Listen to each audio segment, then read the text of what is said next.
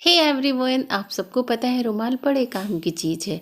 ज़्यादातर आँख पोंछने, आँसू पोंछने, नाक पोंछने के काम में आती है, पर आपको पता है ये कभी कभी मलहम लगाने और जले पे नमक छिड़कने के भी काम आती है। तो चलिए देख लेते हैं इस स्टोरी में क्या करती है रुमाल। आज सासू माँ की 13वीं थी। मेहमानों के बीच उदासी ओढ़कर नकली आंसू बहाते हुए बहू संजना अब उकता गई थी।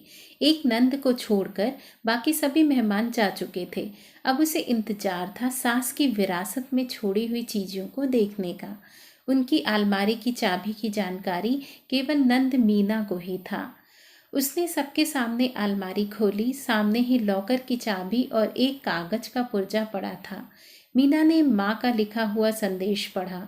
माँ ने अपने जेवर इकलौती पोती और बेटी के नाम किए थे। कैश रुपयों पर बेटे का अधिकार था। उनके सभी नए पुराने कपड़े गरीब महिलाओं में बांट दिए जाने का जिक्र था।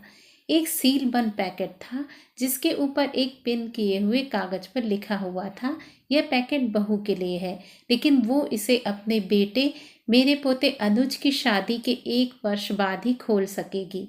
मेरी अंतिम इच्छा के अनुसार तब तक यह बैंक के लॉकर में रख दिया जाए। बेटे ने वह पैकेट बैंक के लॉकर में रखवा दिया। दिन गुजरते गए। 6 महीने बाद अनुज की शादी हो गई। सगाई पहले ही हो चुकी थी। बहू आराधना के घर आते ही संजना ने कुछ राहत महसूस की। अब वो अपना ध्यान अपने पति और अपने स्वास्थ्य पर ही देना चाहती थी। वह बात बात पर बहू को निर्देश देती, लेकिन आराधना उसके कहे को एक कान से सुनकर दूसरे से झटक देती। सास की कही हर बात का उल्टा जवाब देती। धीरे धीरे उसने सास को रसोई से बेदखल कर दिया। समय गुजरता रहा और संजना हालात से समझौता करती गई। अब पुराना संयुक्त परिवारों का जमाना नहीं रहा जब सास बहू पर हावी हुआ करती थी। आज की बहुएं सास को अच्छा होने का मौका ही नहीं देती, बल्कि ऐसा माहौल पैदा कर देती हैं जिससे उसे बुरा साबित किया जा सके और मौका मिलते ही पति को लेकर उड़ जाती हैं। गई सदी के इतिहास के वे पन्ने जब सास बहू पर हावी हुआ करती थी। आज की बहुओं ने फाड़ कर फेंक ही दिए हैं।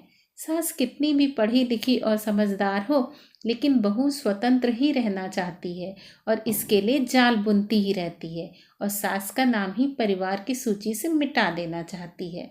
उसने भी तो यही किया था ना, अपनी सास सुमित्रा के साथ। वो पढ़ी लिखी सुलझे विचारों की महिला थी और अपनी पुराने विचारों की सास से मिले हुए कष्टों को भूलकर संजना को हर तरह की सुविधाएं, सहयोग और प्यार देकर सास के नाम पर लगे मनहूस धब्बे को हमेशा के लिए मिटाकर नया इतिहास रचना चाहती थी। लेकिन संजना क्षण भर भी खुशी न दे सकी थी उसे। आज उसे सास की बहुत याद आ रही थी।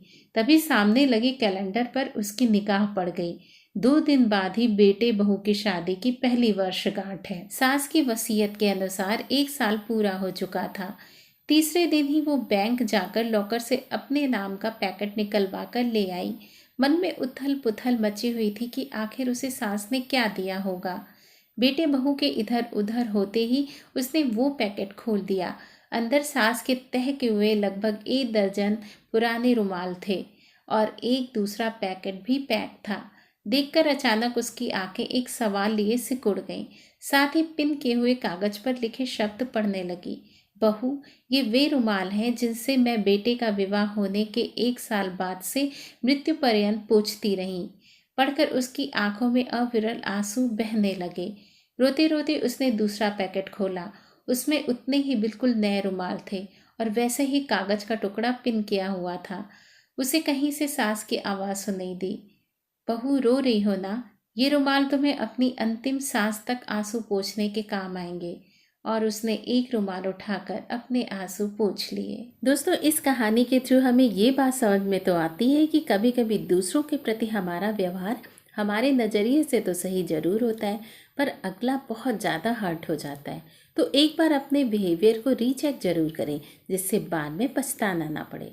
आशा करती हूँ कि आपको ये कहानी बहुत पसंद आई होगी। तो मिलती हूँ नई कहानी के साथ, तब तक के लिए be happy and stay healthy.